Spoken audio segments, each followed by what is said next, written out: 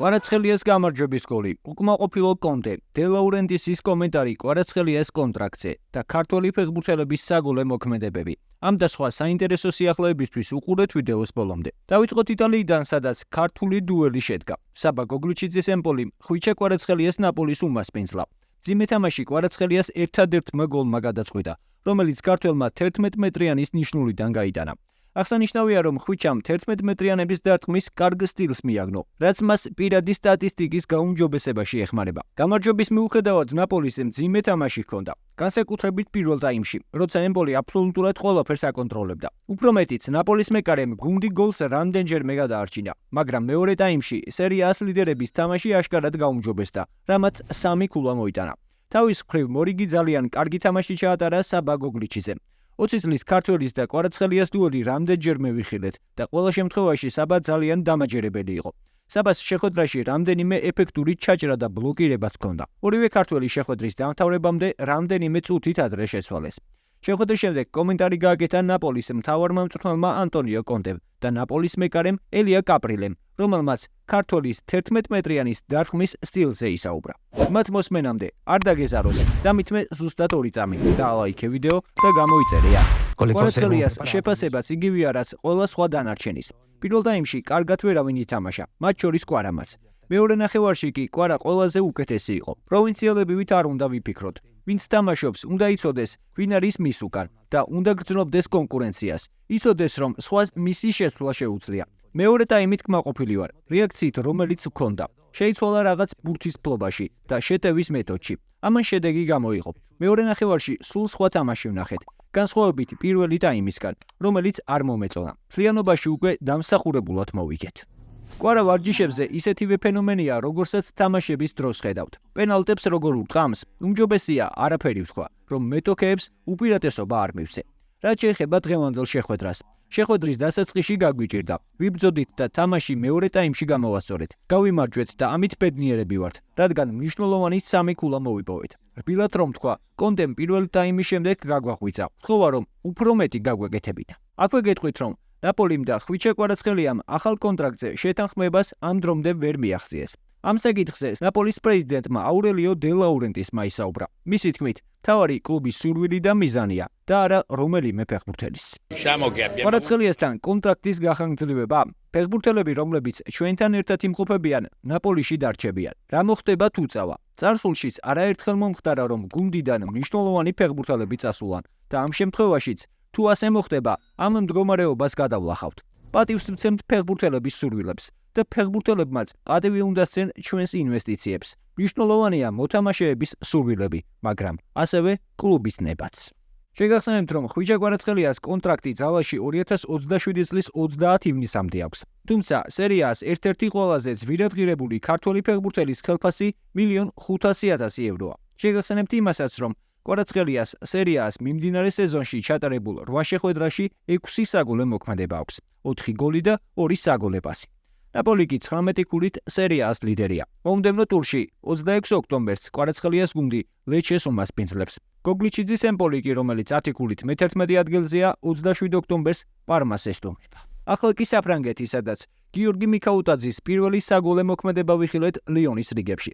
ლიგა 1-ის მერვე ტურში ლიონმა ლეავრი 4-0 გაანადგურა.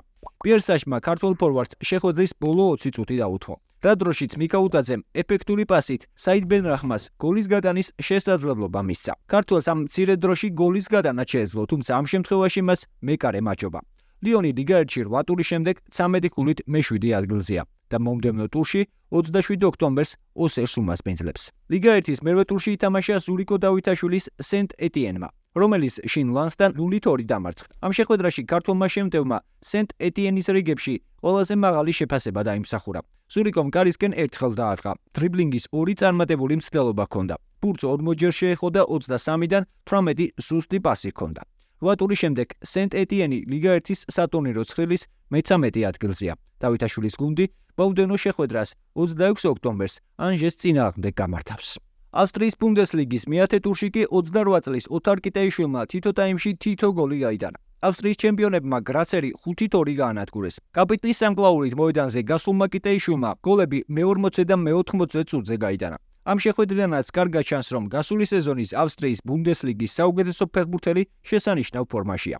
შტურმი კი 22 ქულით ავსტრიის ბუნდესლიგის ლიდერია. 27 ოქტომბერს ქართველის გუნდი ლასკს ესტუმრება, თუმცა მანამდე 22 ოქტომბერს ჩემპიონთა ლიგაზე შტურმი ლისაბონის სპორტინგს უმასპინძლებს. აქვე გეტყვით, რომ ისტორიაში პირველად ქართველი მსაჯები UEFA-ს ჩემპიონთა ლიგის ძირითადი ეტაპის შეხვედრას განსჯიან. UEFA-ს გადაწყვეტილებით სწორედ გრაცის შტურმის და ლისაბონის სპორტინგის შეხვედრას განსჯის გიორგი ყრუაშვილი, ქართველი არბიტრის ასისტენტები ლევან ვარამიშვილი და ზაზა ფიფია იქნებიან, ხოლო მეოთხე მსაჯი გიორგი ავაზაშვილი იქნება. ქართულ მსაჯებს აქამდე მხოლოდ ჩემპიონთა ლიგის საკვალიფიკაციო ეტაპზე უმუშავიათ. ჯგუფურ ეტაპზე კი, რომელიც მიმდინარე სეზონიდან ლიგის ფაზით შეიცვალა, ქართველები ისტორიაში პირველად იმსაჯებენ. გრაცის შტურმის და ლისაბონის სპორტინგის შეხვედრა 22 ოქტომბერს თბილისის დროით 23 საათზე დაიწყება. ახლა კი გეტყვით, რომ მორიგი გოლი გაიტანა საბა ლობჟანიძემაც. ატლანტა იუნაიტედმა MLS-ის რეგულარული სეზონის ბოლო ტურში ორლანდოს სტუმრად 2-1 მოუგო და პლეი-ინში ითამაშებს. აღსანიშნავია, რომ ამ შეხვედრაში ანგარიში საბამ მე-7 წუთზე გახსნა. შეხვედრის დასრულების შემდეგ ქართველმა ადგილობრივ მედიასთანაც ისაუბრა. ეს ნამდვილი სიგიჟეა. პლეი-ოფში გასვლის ძალიან მცირე შანსი ჰქონდა. შეხვედრის წინ ერთმანეთს უთხარით, რომ ჩვენი თამაში უნდა მოგვეკო და სხვა შეხვედრების შედეგებს დავлуდებოდით. ჩვენ ძალიან იღბლიანები აღმოჩნდით. ჭრხნალმაც იგივე გვითხრა. 100%-ით უნდა დავხარჯულიყავით და თამაში მოგვეკო. რა თქმა უნდა, წინ ძალიან რთული დაპირისპირება გველოდება. ჩვენ ეს ყველაფერი თითქმის არაფრისგან შევქმნით და პლეი-ინში 100%-ით დავიხარჯებით. გიჟური мотиваცია გვაქვს. ეჭვიც არ მეპარება, რომ მაქსიმუმს გავაკეთებთ. შეგახსენებთ, რომ ამ გამარჯვებით ატლანტა პლეი-ინში გავიდა, სადაც მონრეალს დაუპირისპირდება. გამარჯვების შემთხვევაში კი საბას გუნდის მეტოქე ინტერ მაიამი იქნება. ბუნდესლიგა 2-ის მორიგ ტურში ბუდუ ზივზივაძის კალსრუე ულმს დაუპირისპირდა და მძიმე ბრძოლაში 1-0 დაამარცხა. ერთადერთი გოლი მსაჯის მიერ კომპენსირებულ დროში გავიდა. ქართველი ტრადიციულად მთელი შეხვედრის მიმდინარეობისას აქტიურობდა. პირველ ტაიმში ერთი კარგი მომენტი ჰქონდა, ისევე როგორც მეორე ტაიმის მიწურულს. თუმცა ზივზივაძემ ამჯერად მისი გუნდის დახმარება და საგოლე მოქმედებაში მონაწილეობის მიღება ვერ შეძლო. კალსრუეს 19 ქულა აქვს და სატურნირო ცხილში მეორე პოზიციაზე იმყოფება. ქართველის გუნდი მომდევნო შეხვედრას 26 ოქტომბერს საკუთარ მოედანზე ჰერტას წინააღმდეგ გამართავს. წარუმატებელი გამოდგა გიორგი ჩაკვეტაძის გუნდის უოტფორდის მორიგი შეხვედრა. ქართველის გუნდი ლუტონთან სტუმრად 0-3 დამარცხდა. ჩაკვეტაძე რა თქმა უნდა ძირითადში იმყოფებოდა, თუმცა მისმა მცდელობებმა ამჯერად შედეგი ვერ გამოიღო. უოტფორდ ჩემპიონშიპში ჩატარებულ 10 შეხვედრაში 16 ქულა აქვს და სატურნირო ცხილში მერვე პოზიციაზე იმყოფება. მომდევნო შეხვედრას ჩაკვეტაძის გუნდი 22 ოქტომბერს სტუმრად ლიცის წინააღმდეგ ჩაატარებს. ესპანეთის ლა ლიგა 2-ის მეათე ტურში კი კასტელომაშინ ლევანტეს 2-0 მოუგო. ამ შეხვედრაში გიორგი ქოჩორაშვილმა 78 წუთი ითამაშა. ქართველმა 29-დან 22 ზუსტი პასი გააკეთა და 9-დან 7 ორთაბრძოლა მოიგო. ამ მარცხის შემდეგ ლევანტე 15 ქულით მე-9 ადგილზეა. ქართველის გუნდი მომდევნო ტურში 24 ოქტომბერს დეპორტივოს უმასპინძლებს. ბოლოს კი თუ მოგეწონათ ვიდეო, დაალაიქეთ და გამოიწერეთ ხალხი, რომ არ გამოგჩეთ შემდგომი სიახლეები. და ეს არის კრისტალბეტ ეროვნული ლიგის თამაშებს და უგულშემატკივრე ქართულ ფეხბურთს.